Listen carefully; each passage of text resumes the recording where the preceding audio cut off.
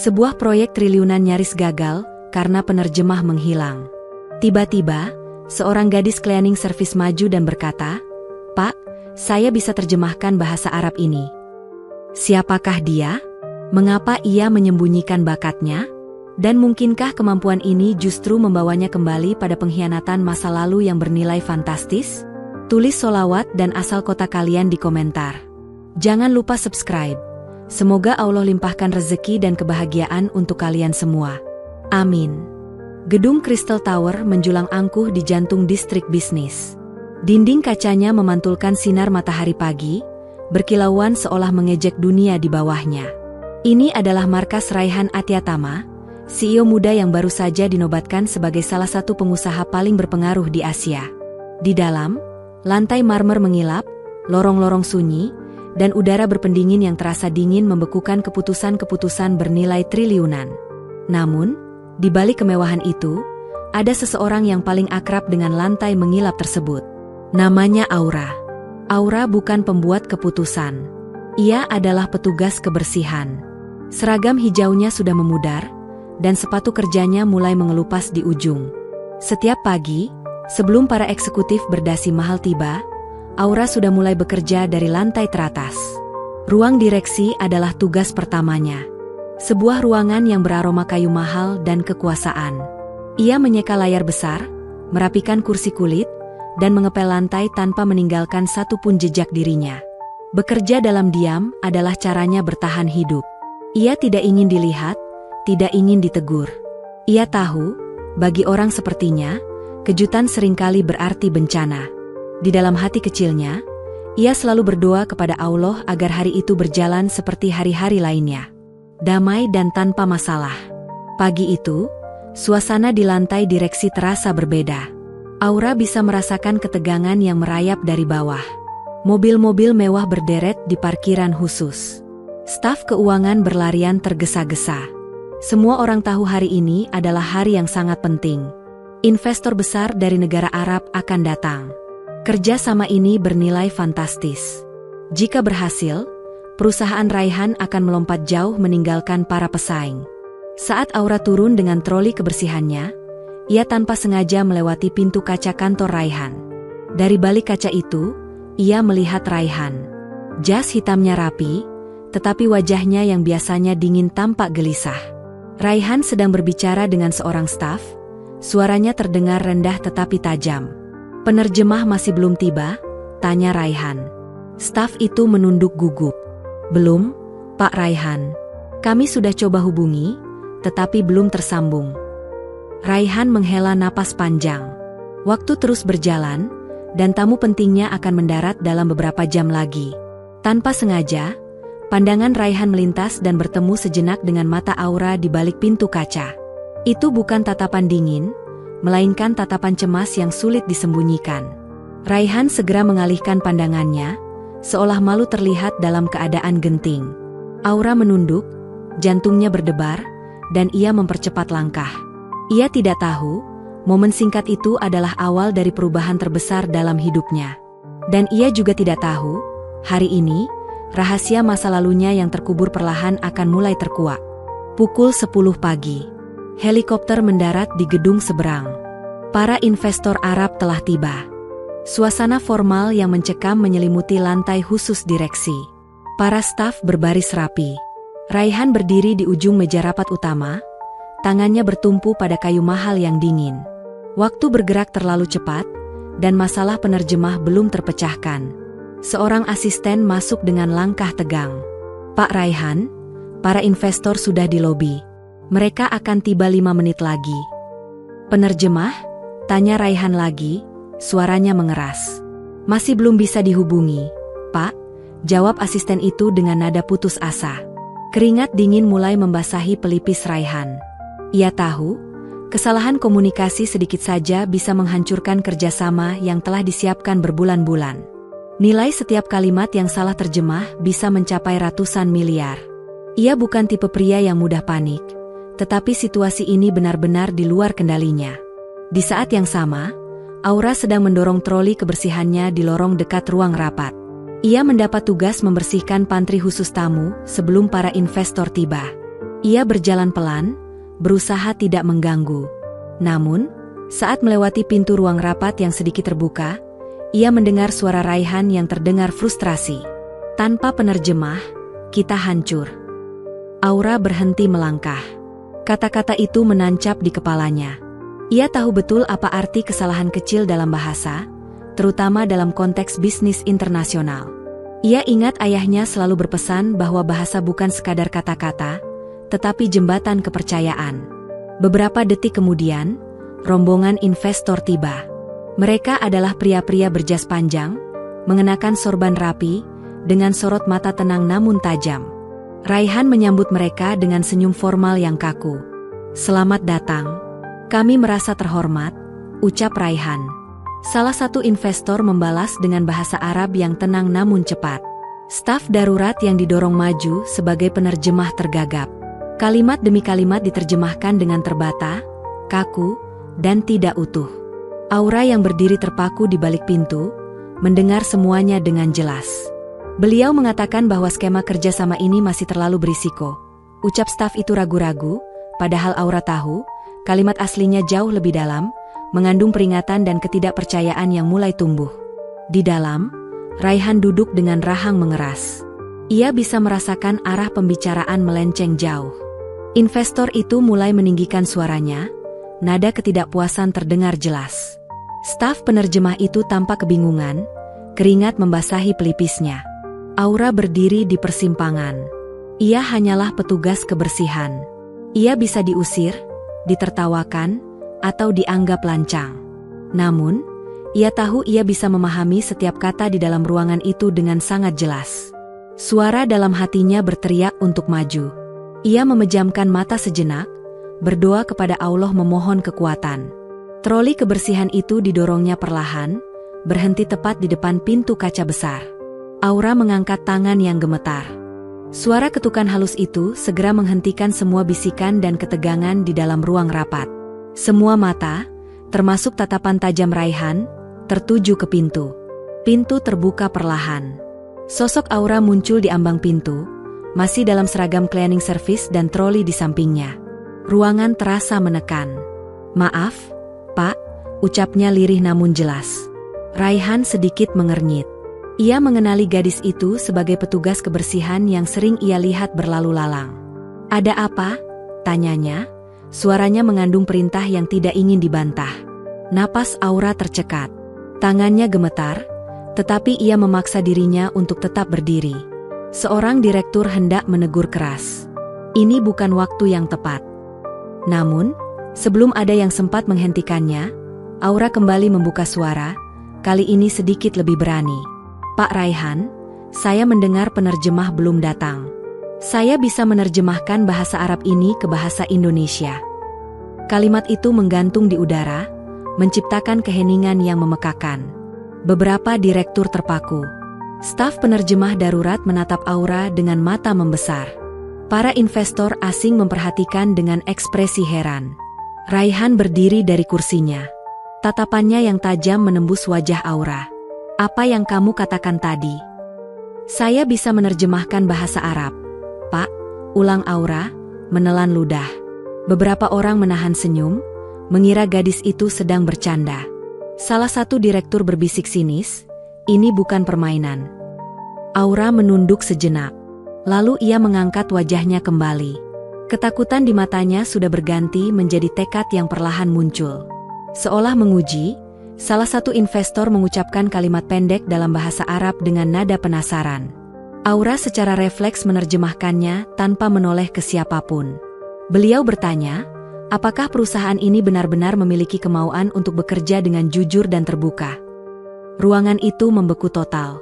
Staf penerjemah yang tadi bertugas hanya bisa terdiam. Para direktur saling pandang, terkejut. Raihan menatap Aura tanpa berkedip. Ada sesuatu yang berubah di matanya. Investor itu kembali berbicara, kali ini lebih panjang dan penuh tekanan. Sebelum siapapun bereaksi, Aura menerjemahkannya dengan tepat, tanpa ragu, dan tanpa celah. Untuk pertama kalinya sejak pagi itu, senyum tipis muncul di wajah salah satu investor. Raihan masih berdiri di tempatnya, menatap Aura. Seorang gadis berseragam cleaning service baru saja melangkah masuk ke dalam hidupnya, membawa kemampuan yang bernilai triliunan. Raihan perlahan mengangkat tangan. Biarkan dia melanjutkan. Atas isyarat Raihan, Aura dipersilakan maju. Ia meninggalkan troli kebersihannya di dekat pintu dan melangkah perlahan menuju meja rapat. Langkahnya kecil namun mantap. Ia berdiri di samping Raihan, di antara para eksekutif dan tamu penting. Pembicaraan kembali berlanjut, semakin intens. Salah satu investor kembali berbicara dengan nada menguji, seolah ingin memastikan bahwa terjemahan Aura sebelumnya bukanlah kebetulan. Aura mendengarkan dengan fokus. Beberapa detik kemudian, ia mulai menerjemahkan dengan suara yang stabil. Beliau mengatakan bahwa mereka tidak hanya membawa modal, tetapi juga reputasi. Mereka ingin bekerja sama dengan pihak yang bisa dipercaya sepenuhnya, dan mereka sedang menilai apakah perusahaan ini layak menerima kepercayaan itu. Kalimat itu jauh lebih dalam dan tajam dari terjemahan samar yang sempat disampaikan staf darurat sebelumnya. Para direktur tampak menelan ludah. Investor itu kemudian menoleh ke arah Raihan dan berbicara dengan nada lebih tenang. Aura langsung melanjutkan menerjemahkan tanpa jeda. Setiap kata mengalir jelas, tidak ada yang melenceng atau terpotong. Di sudut ruangan, staf penerjemah resmi hanya bisa menunduk.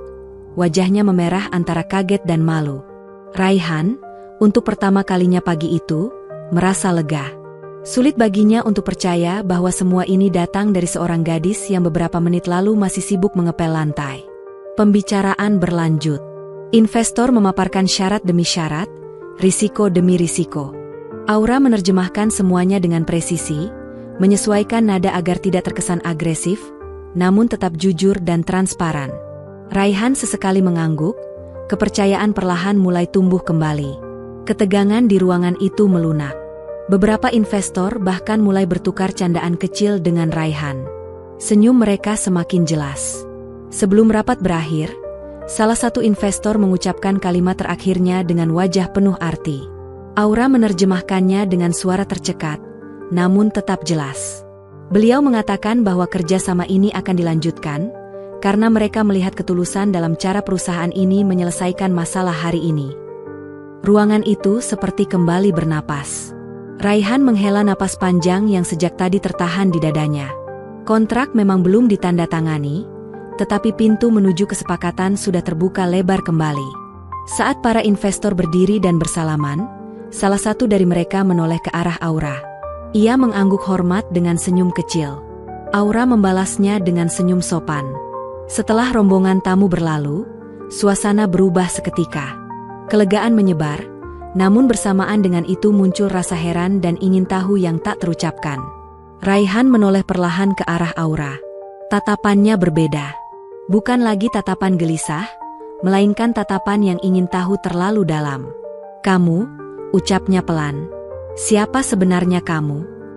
Aura terdiam. Kepalanya menunduk. Ia tahu, sejak ia melangkah masuk ke ruangan ini, hidupnya telah bergerak menuju arah yang tidak bisa lagi ia kendalikan sepenuhnya.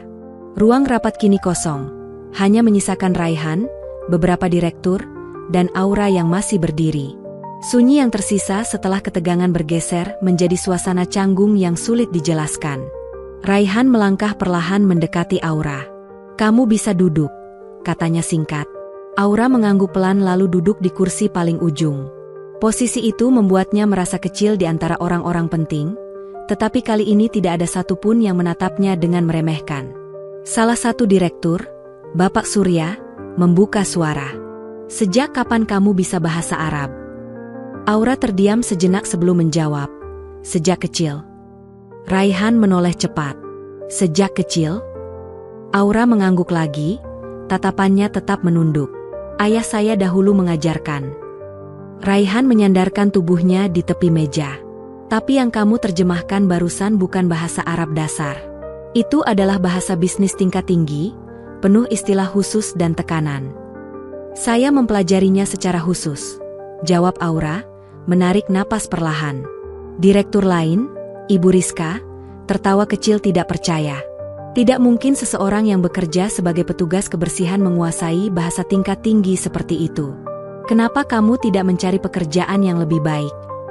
Aura hanya menunduk lebih dalam, memilih untuk tidak menjawab pertanyaan yang meremehkan itu. Raihan menatapnya tajam, seolah menguji batas kejujurannya. Kamu bilang tadi kamu bisa bahasa Arab. Apakah hanya itu? Aura mengangkat wajahnya perlahan. Untuk pertama kalinya sejak rapat usai, tatapannya bertemu langsung dengan mata Raihan.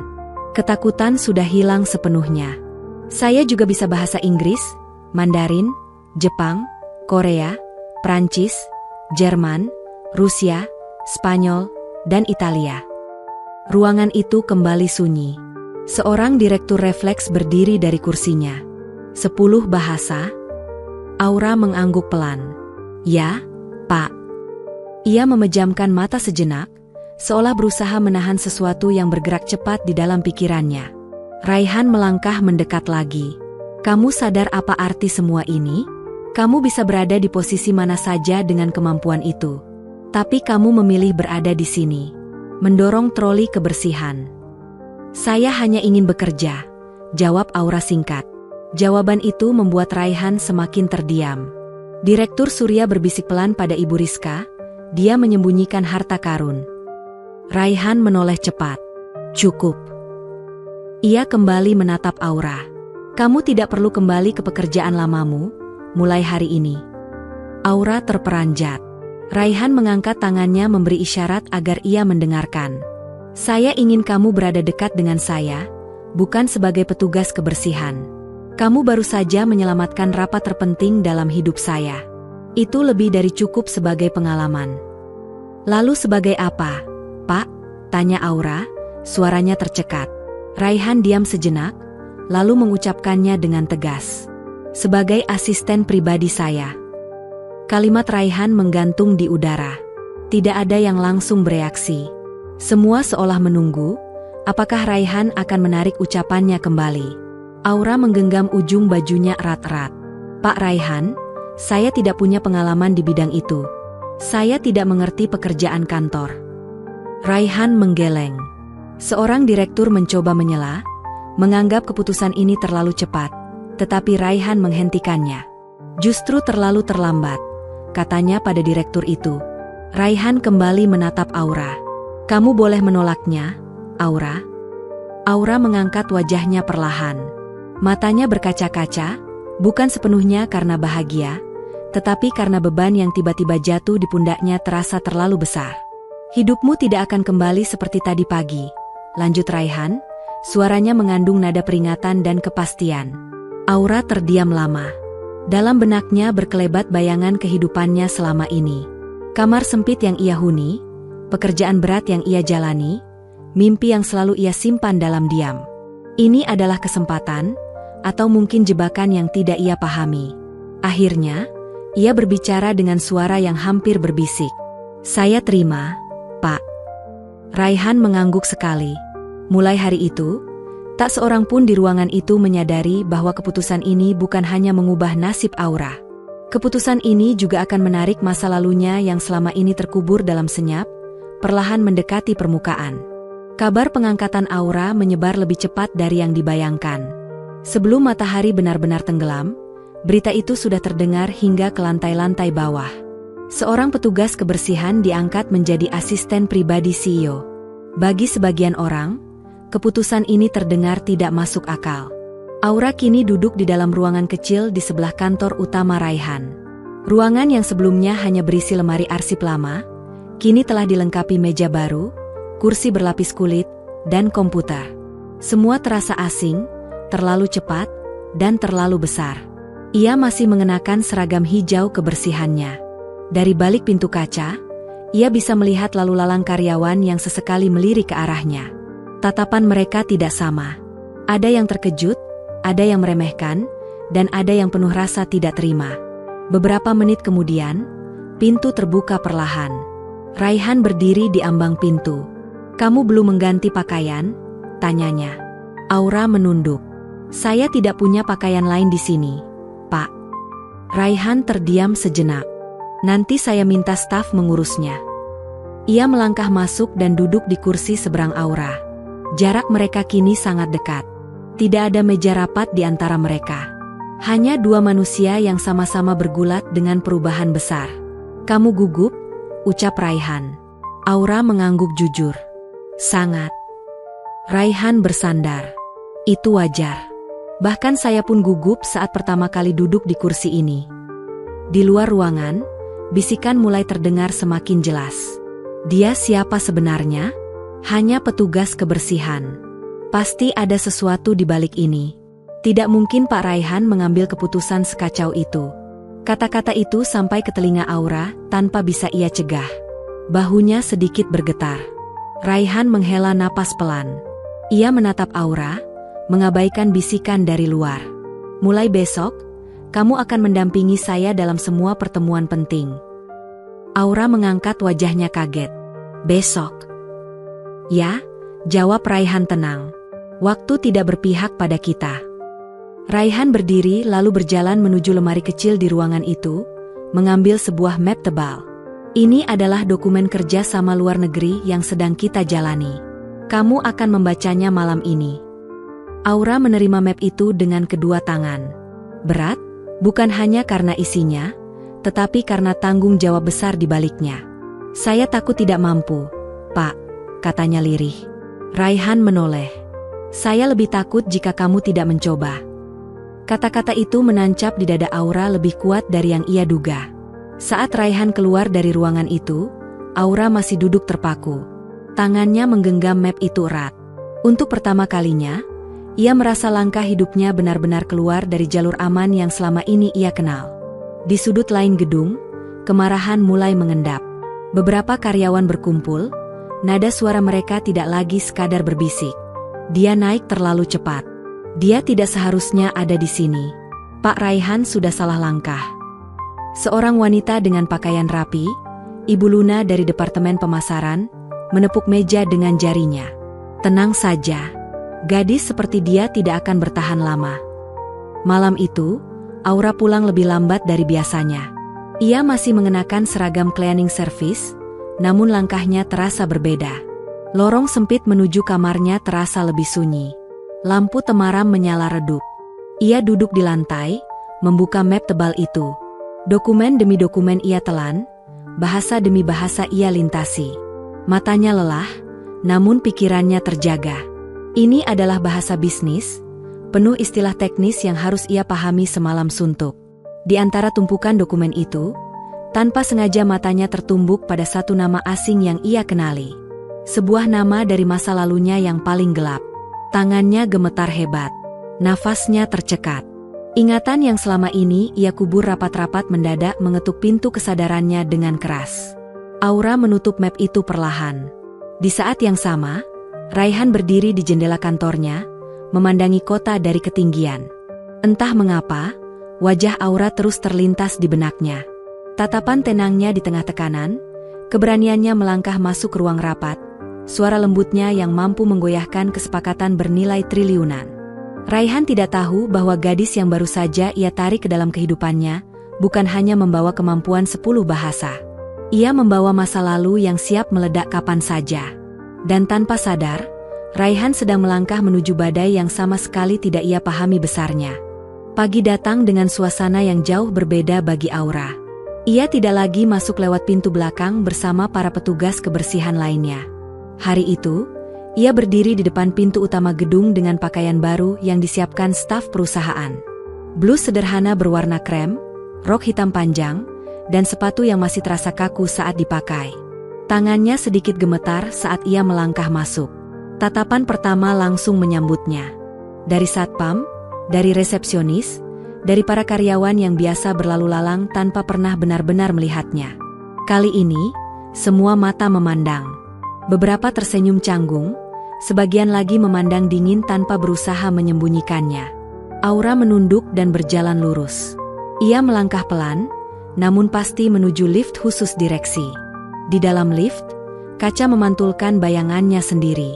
Sosok yang sama, tetapi dengan posisi yang sudah sangat berbeda. Perubahan posisi itu tidak mengubah beban di dadanya, bahkan terasa jauh lebih berat karena tatapan-tatapan sinis yang ia rasakan. Begitu pintu lift terbuka di lantai direksi, bisikan kembali menyambutnya. Itu dia orangnya yang kemarin bikin geger itu. Benar dia. Seragamnya saja masih kelihatan seperti petugas kebersihan.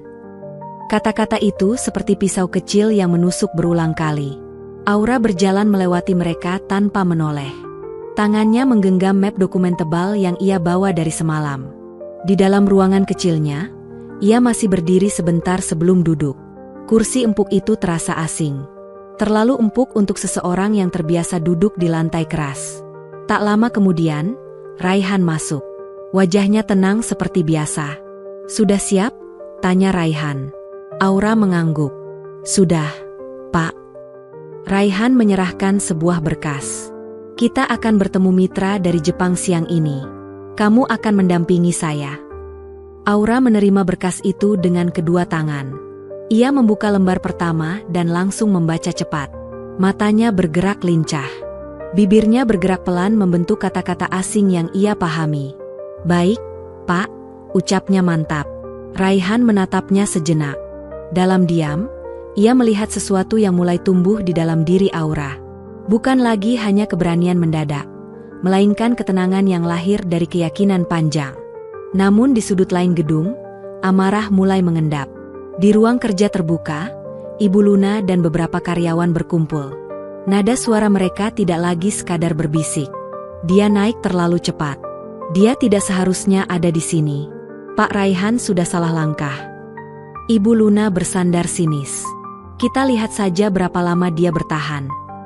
Siang itu, pertemuan dengan mitra Jepang berjalan lancar. Aura menerjemahkan dengan sangat halus. Setiap ungkapan tersampaikan dengan nuansa yang tepat. Raihan semakin yakin akan keputusannya. Saat Raihan dan Aura kembali ke kantor, Ibu Luna mencegat mereka di lorong. Wajahnya dingin dan penuh perhitungan. "Pak Raihan, saya hanya ingin mengingatkan," ucap Ibu Luna, matanya beralih ke Aura dengan tatapan meremehkan. "Posisi asisten pribadi CEO membutuhkan lebih dari sekadar kemampuan bahasa. Ini menyangkut kepercayaan dan latar belakang yang jelas." Raihan berhenti, rahangnya sedikit mengeras. Ia tahu ini adalah serangan pribadi, bukan hanya kritik profesional. Ia menoleh ke arah Ibu Luna.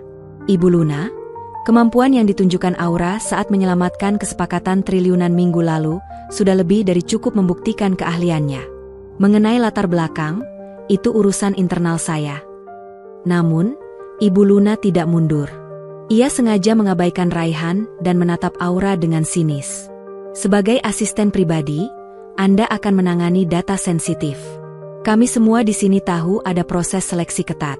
Tidak ada yang pernah mendengar nama Anda sebelum Anda tiba-tiba muncul dari ruang cleaning service.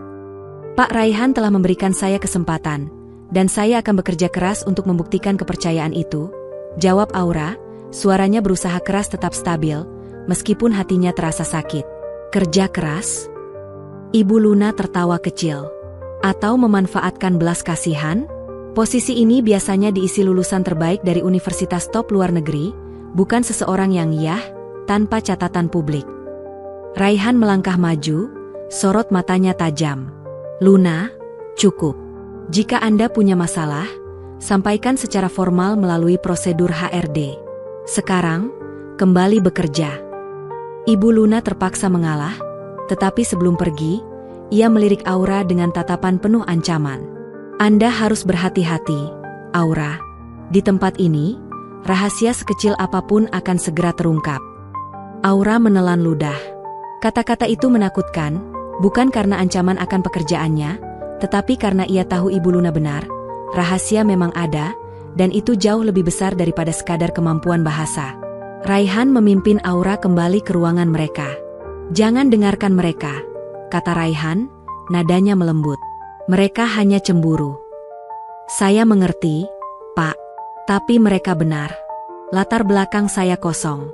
Saya tidak punya riwayat profesional seperti mereka." Raihan bersandar di kursinya. "Baik. Kalau begitu, mari kita isi riwayatmu mulai dari sekarang. Malam ini, siapkan ringkasan eksekutif dari dokumen yang saya berikan semalam. Fokus pada klausul risiko dan mitra terkait." Raihan mengeluarkan berkas lain. "Kita akan menghadapi mitra dari Rusia minggu depan.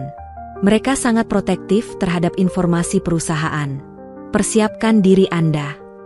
Saat Raihan menyebutkan nama mitra Rusia itu, tangan Aura yang sedang memegang pena mendadak membeku. Raihan tidak menyadari perubahan ekspresi di wajah Aura. Gadis itu menatap nama perusahaan yang tertulis di berkas itu. Nama perusahaan itu membawanya kembali ke kilasan memori yang sangat ia tekan.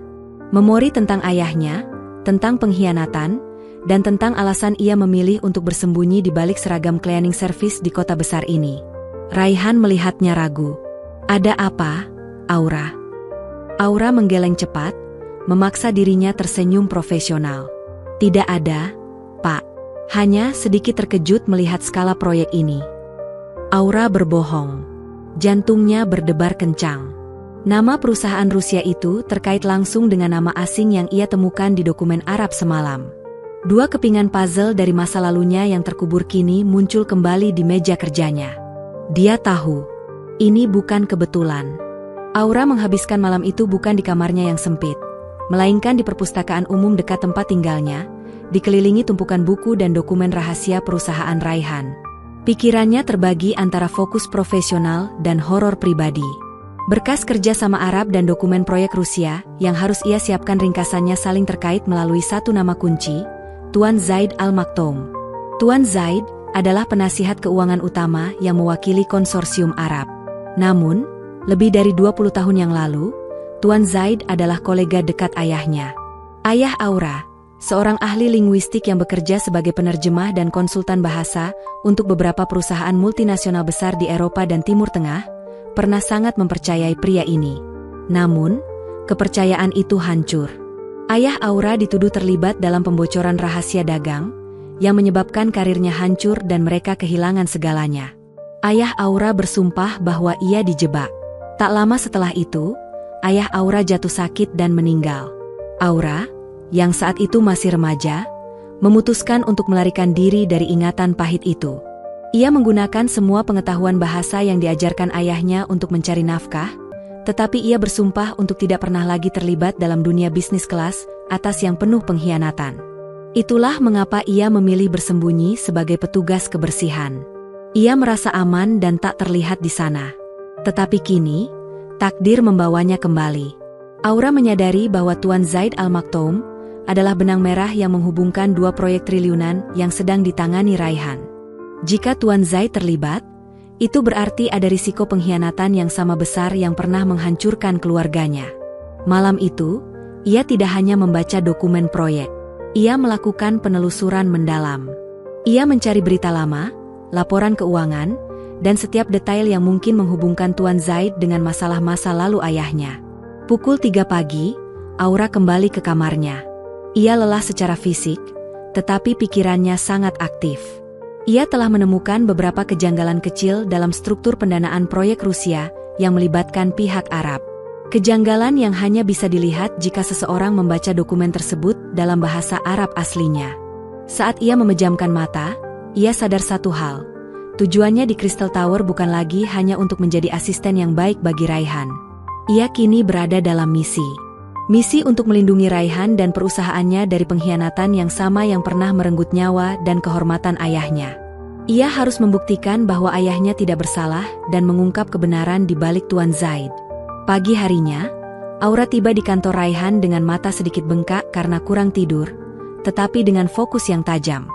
"Selamat pagi, Pak Raihan," sapanya. "Pagi, Aura. Bagaimana ringkasan eksekutifnya?" Aura meletakkan map tebal di meja Raihan. "Saya sudah selesaikan, Pak. Ada beberapa hal yang harus Bapak perhatikan, terutama terkait klausul pendanaan dan struktur kepemilikan. Saya menemukan ada celah tersembunyi jika kita melihat dokumen ini dari perspektif bahasa Arab aslinya." Raihan terdiam. Ia menatap Aura, bukan lagi dengan rasa ingin tahu, tetapi dengan rasa hormat yang mendalam. Gadis itu tidak hanya menerjemahkan, dia menganalisis. "Duduk, Aura," kata Raihan, menunjuk kursi di hadapannya. "Ceritakan semua yang kamu temukan."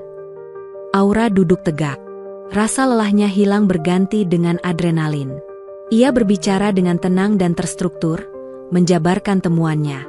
Dalam dokumen Arab mengenai investasi, ada penggunaan frasa, hak penarikan parsial, yang diterjemahkan secara umum sebagai pencairan dana, jelas Aura. Namun, dalam konteks hukum syariah yang mereka gunakan, frasa aslinya menyiratkan bahwa penarikan dana dapat dilakukan tanpa harus melalui persetujuan Dewan Direksi secara penuh, asalkan ada persetujuan dari satu perwakilan kunci. Raihan menyimak dengan serius, mengambil catatan. Perwakilan kunci? Siapa yang dimaksud? Dalam dokumen lain yang Bapak berikan, di proyek Rusia, saya menemukan nama Tuan Zaid Al-Maktoum muncul tidak hanya sebagai penasihat, tetapi juga sebagai perwakilan kepercayaan dalam struktur pendanaan yang disalurkan melalui konsorsium Arab, lanjut Aura. Jika kedua dokumen ini dihubungkan, Tuan Zaid memiliki kekuatan untuk mencairkan sebagian besar dana proyek tanpa kendali penuh dari perusahaan Bapak. Raihan menyandarkan punggungnya ke kursi, wajahnya tegang. Itu artinya, dia bisa mengendalikan dana kita, bahkan saat proyek sedang berjalan. Ya, Pak. Dan kejanggalan ini tidak terlihat dalam terjemahan bahasa Inggris atau Indonesia yang biasa digunakan oleh tim hukum Bapak, karena nuansa bahasanya hilang, ucap Aura. Ia sengaja tidak menyebutkan hubungannya dengan Tuan Zaid. Ia harus tetap profesional dan fokus pada data. Raihan mengambil jeda panjang. Kamu melakukan analisis hukum dan keuangan di tengah malam, hanya dari dokumen mentah. Saya hanya menggunakan kemampuan bahasa saya untuk melihat detail yang tersembunyi, jawab Aura merendah. Aura, kemampuanmu ini luar biasa, puji Raihan. Tapi kenapa kamu tidak pernah mengungkapkannya sebelumnya? Kenapa kamu memilih menjadi petugas kebersihan?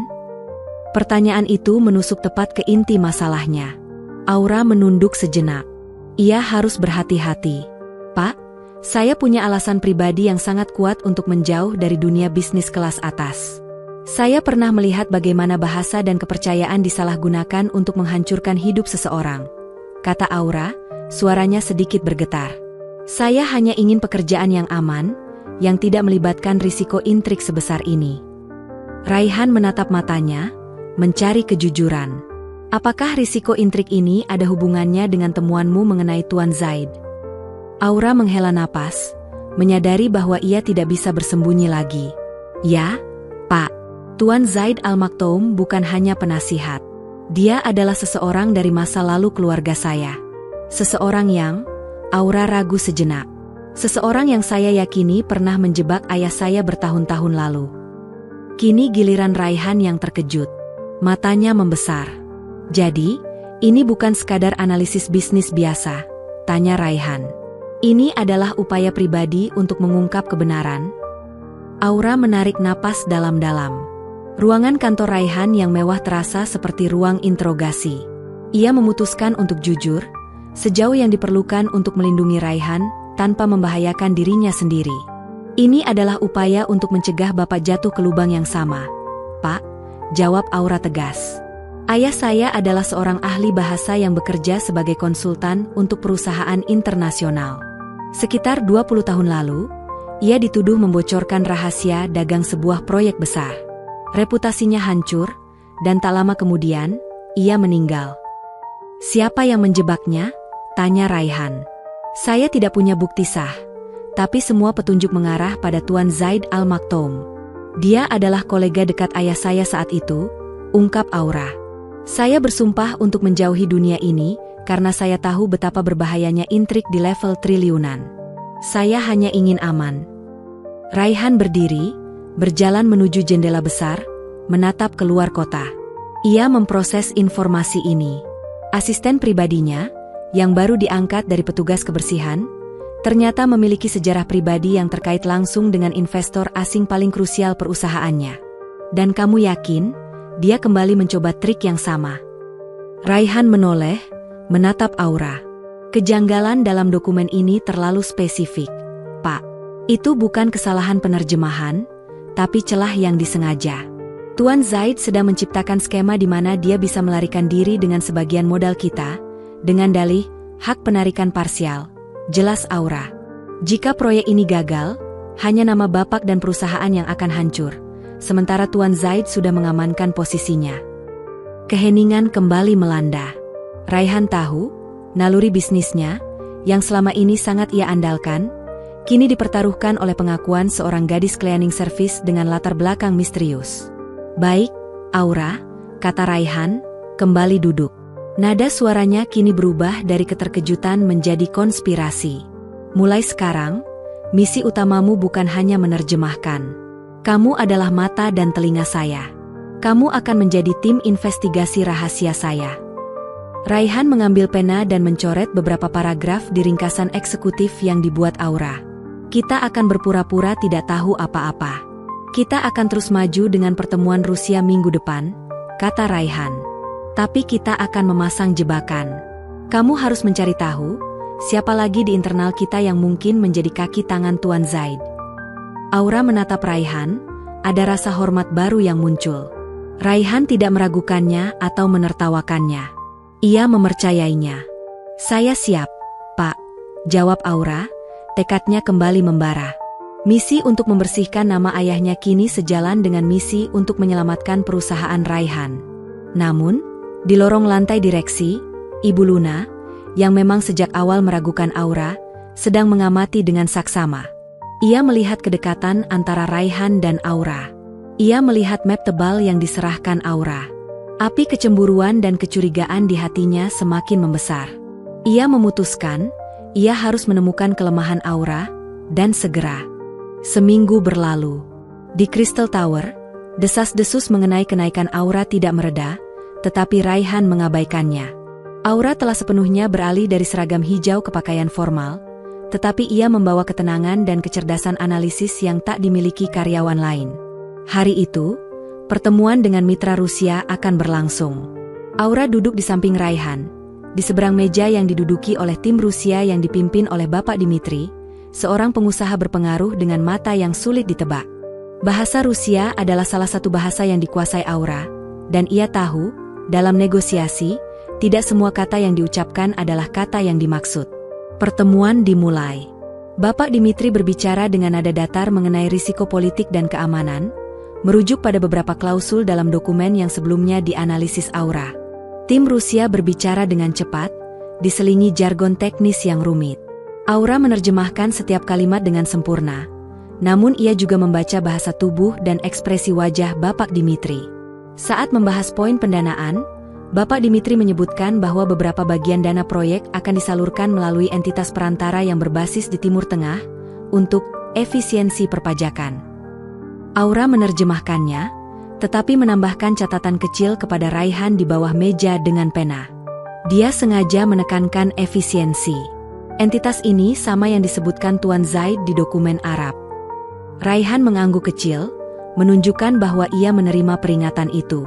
Raihan kemudian merespons dalam bahasa Inggris yang lancar, menekankan bahwa perusahaan Raihan sangat mementingkan transparansi penuh, terutama dalam transfer dana antar negara. Bapak Dimitri membalas dalam bahasa Rusia, nadanya sedikit meninggi.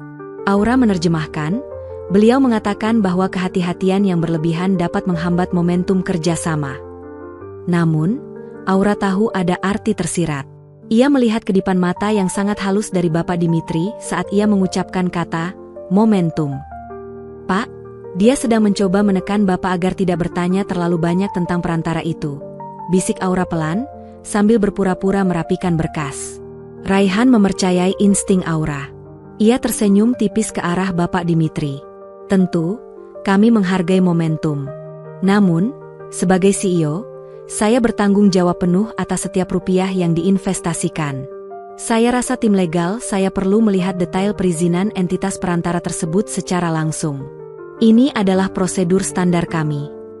Wajah Bapak Dimitri, yang tadinya tenang, menampakkan kerutan samar.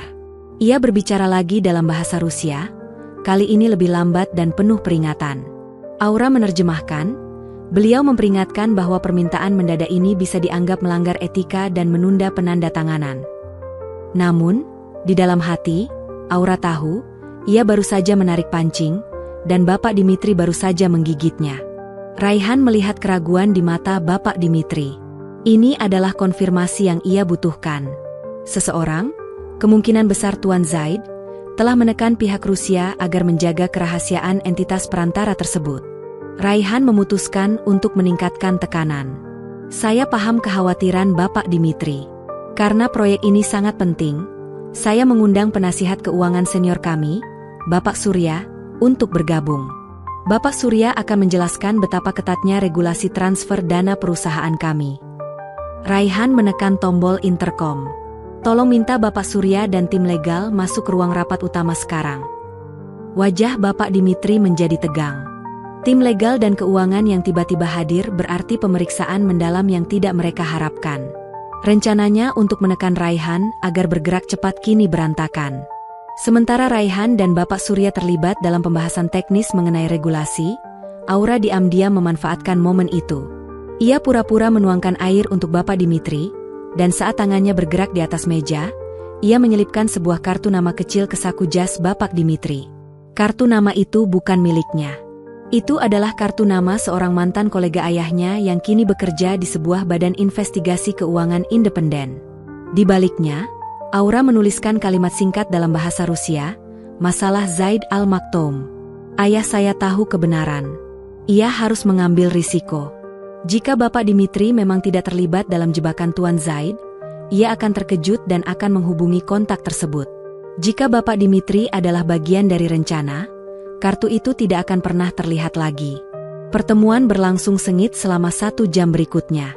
Tim legal Raihan mengajukan pertanyaan-pertanyaan spesifik mengenai struktur pendanaan perantara. Bapak Dimitri menjawab dengan sangat defensif. Suaranya dipenuhi amarah tersembunyi. Raihan mempertahankan senyum profesionalnya. Ia tahu ia telah memenangkan pertempuran kecil ini. Kesepakatan tidak ditandatangani hari itu, ditunda sampai tim Rusia bisa memberikan transparansi penuh mengenai entitas perantara tersebut. Setelah tim Rusia pergi, Raihan menghela napas panjang. "Bagus sekali, Aura. Analisismu menyelamatkan kita dari terburu-buru yang fatal." Tuan Dimitri terlihat sangat tidak nyaman. "Pak," lapor Aura. "Mereka pasti menyembunyikan sesuatu. Kemungkinan besar, Tuan Zaid sedang menggunakan konsorsium Arab sebagai kedok untuk menyalurkan dana ke entitas Rusia ini, sebelum dana itu ditarik kembali olehnya." "Tepat," Raihan mengangguk. "Kita harus mencari tahu siapa yang membantu Zaid dari dalam." Ibu Luna mencurigakan. "Dia terlalu fokus menyerangmu, yang berarti dia ingin mengalihkan perhatian dari masalah sebenarnya." Aura tidak menceritakan soal kartu nama yang ia selipkan, karena itu adalah tindakan berisiko tinggi yang harus ia tanggung sendiri. Saat mereka berdua sedang merencanakan langkah selanjutnya, pintu ruangan diketuk. Ibu Rizka, salah satu direktur yang sempat meremehkan Aura, masuk. Wajahnya tidak lagi sinis, melainkan khawatir. "Pak Raihan, saya baru saja menerima laporan aneh dari tim HRD. Ada permintaan akses database lama perusahaan yang dibuat atas nama Anda. Mereka meminta akses ke file-file proyek yang ditangani 20 tahun lalu." Raihan dan Aura saling pandang. Mereka tahu, ini adalah awal dari badai yang sesungguhnya. Raihan berdiri dengan cepat. "Akses atas nama saya? Kapan permintaan itu dibuat?" Ibu Rizka tampak gugup. "Sekitar 1 jam yang lalu, Pak. Mereka bilang itu, izin lisan, dari Bapak untuk keperluan audit internal mendesak. File yang diminta adalah arsip proyek lama, khususnya yang melibatkan konsultan bahasa asing sekitar 2 dekade lalu." Wajah Raihan mengeras. "Saya tidak pernah mengeluarkan perintah itu. Siapa yang menerima izin lisan ini?" Staf HRD mengatakan yang menelepon adalah Bapak Heru, dari tim legal. Dia bilang, Bapak sangat sibuk dalam rapat Rusia dan tidak bisa datang langsung. Aura segera menimpali. "Bapak Heru adalah salah satu staf yang hadir di rapat Arab minggu lalu, Pak. Dia yang paling defensif saat Bapak memberikan saya tanggung jawab." Kini semuanya menjadi jelas. Tuan Zaid tidak hanya memiliki kaki tangan di luar, tetapi juga di dalam tim legal Raihan. Mereka berusaha mencari dokumen lama yang mungkin bisa mengancam reputasi Raihan, atau lebih buruk, mereka mencari arsip yang berhubungan dengan kasus ayah Aura. "Cepat, Aura. Telepon tim IT sekarang," perintah Raihan. "Bekukan semua akses ke database arsip lama. Cari tahu sudah sejauh mana data yang mereka ambil." Saat Aura menelepon, Raihan menghampiri Ibu Rizka. "Rizka, ini masalah serius. Saya butuh kamu bersikap seolah tidak ada yang terjadi." Jangan ada yang tahu bahwa saya sedang menyelidiki ini. Kita akan melihat sejauh mana Bapak Heru berani melangkah. Setelah panggilan telepon selesai, Aura melaporkan, "Pak, tim IT berhasil membekukan akses 10 menit yang lalu. Mereka sedang memulihkan log aktivitas. Tapi, sebelum dibekukan, Bapak Heru sempat mengunduh satu folder penuh. Nama foldernya adalah Kontrak Pagar Jati." Aura tercekat. Pagar Jati. Itu adalah nama kode proyek yang ditangani ayahnya sebelum skandal itu meledak. Raihan menatap Aura. "Mereka tahu, Aura. Mereka tahu ada hubungan antara kamu dan proyek lama itu. Ini bukan hanya tentang uang saya lagi. Ini tentang menjatuhkanmu dan membatalkan kredibilitasmu di mata saya." "Apa yang harus kita lakukan, Pak?" tanya Aura, suaranya dipenuhi ketegasan. "Kita harus lebih cepat. Jika mereka sudah punya folder itu, mereka akan menggunakannya sebagai senjata. Mereka akan membocorkan ke publik bahwa asisten pribadi saya adalah putri dari seorang pembocor rahasia dagang, yang sudah pasti akan merusak citra perusahaan dan membatalkan semua kesepakatan yang baru saja kamu selamatkan," jelas Raihan. "Kita harus mengambil inisiatif," kata Raihan, matanya memancarkan tekad. "Aura, saya butuh kamu fokus pada proyek Rusia, terutama Tuan Zaid. Saya akan menangani Bapak Heru dan kebocoran ini secara internal. Kita akan memulai operasi penyaringan." Raihan mengambil selembar kertas dan menuliskan 2 nama. "Saya butuh kamu memanggil 2 orang ini ke kantor saya. Katakan saya ingin rapat mendadak mengenai anggaran proyek. Dan Aura, jangan pernah tinggalkan berkas-berkas penting yang kamu pegang." Raihan menyerahkan kertas berisi 2 nama kepada Aura. Bapak Heru dari tim legal, dan Ibu Luna dari pemasaran. 2 orang yang paling terang-terangan menunjukkan ketidakpercayaan dan kecurigaan. "Bapak Heru adalah pelaku pengunduhan file," jelas Raihan. "Tapi Ibu Luna adalah orang yang berpotensi menjadi penyebar gosip tercepat. Kita akan menguji reaksi mereka." Aura segera memanggil kedua orang itu. 10 menit kemudian, Bapak Heru dan Ibu Luna memasuki kantor Raihan. Keduanya tampak bingung karena dipanggil bersamaan, terutama Ibu Luna yang merasa tidak punya urusan dengan anggaran legal. "Silakan duduk," sambut Raihan dengan senyum ramah, yang justru membuat suasana semakin tegang. Aura duduk di samping Raihan, siap siaga. Raihan memulai rapat dengan membahas anggaran yang sebenarnya tidak mendesak. Aura mencatat dengan tenang, namun matanya mengamati. "Bapak Heru," kata Raihan tiba-tiba, "saya dengar Anda meminta akses ke arsip proyek lama pagi ini. Apakah ada masalah hukum terkait Tuan Zaid?" Bapak Heru tampak terkejut. Keringat muncul di dahinya. "Oh, itu, Pak Raihan. Iya, tim legal kami sedang melakukan audit rutin terhadap semua proyek yang melibatkan mitra Timur Tengah. Hanya untuk memastikan tidak ada celah di masa lalu." "Audit rutin?" Raihan mengangkat alisnya. "Tanpa pemberitahuan kepada saya? Saya pikir Bapak sudah memberikan izin lisan kepada staf HRD." "Pak, saya minta maaf jika terjadi salah komunikasi," jawab Bapak Heru, berusaha mempertahankan ketenangannya. Raihan mengangguk, pura-pura percaya. "Baiklah. Sekarang, Ibu Luna." Perhatian beralih kepada Ibu Luna. "Ibu Luna, saya sangat menghargai insting Anda mengenai citra perusahaan. Jika ada berita buruk tentang latar belakang staf, bagaimana Anda akan menanganinya di mata publik?" Ibu Luna tersenyum sinis. "Ini adalah medan perangnya. Tentu saja, Pak Raihan, kita harus segera melakukan damage control. Jika kabar itu melibatkan isu sensitif seperti pembocoran rahasia dagang, kita harus segera memecat staf tersebut dan mengeluarkan pernyataan bahwa perusahaan tidak mentoleransi perilaku seperti itu. Reputasi lebih penting daripada satu individu." Aura mendengarkan dengan hati yang sakit, tetapi ekspresinya tetap datar. Raihan mengangguk puas. "Terima kasih atas masukannya. Tapi bagaimana jika isu pembocoran rahasia dagang itu berasal dari 20 tahun lalu? Dan staf yang dimaksud adalah putri dari tertuduh?" Ibu Luna tidak bisa menahan kegembiraannya yang tersembunyi. Matanya bersinar. "Jika ada kaitan, itu adalah bom waktu, Pak Raihan.